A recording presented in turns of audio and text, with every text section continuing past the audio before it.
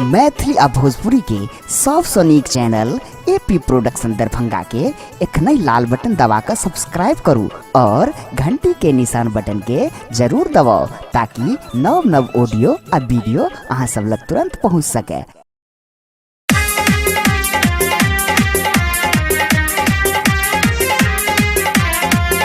एखन अपने सब सुन रहल छी एपी प्रोडक्शन के प्रस्तुति।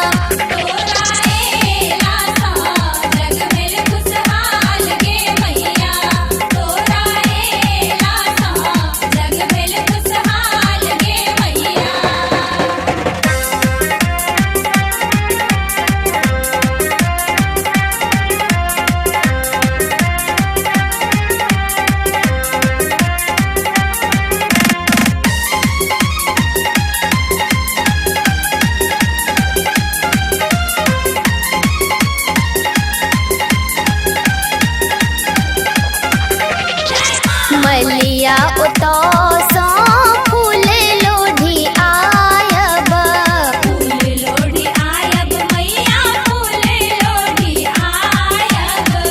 बेली चमेली मागे तोरा चढ़ायब, तोरा चढ़ायब मागे तोरा चढ़ायब। हम अपने सोनी पबचिन बार गे मैया, हम अपने सोनी पबचिन बार गे मैया। तोरा एला सो जग भेल खुशहाल गे मैया, तोरा एला सो जग भेल खुशहाल गे मैया।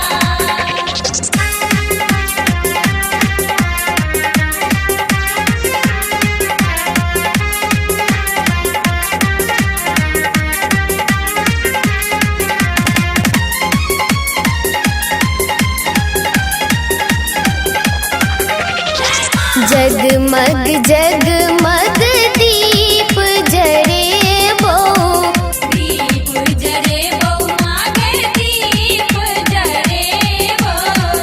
सखी बहिन पामिल साँझ देखेबो, साँझ देखेबो मागे साँझ देखेबो। आई 56 भोग हम बनेबो गे मैया, आई 56 भोग हम बनेबो गे मैया। तोरा एला सो जग भेल खुशहाल गे मैया, तोरा एला सो जग भेल खुशहाल गे मैया।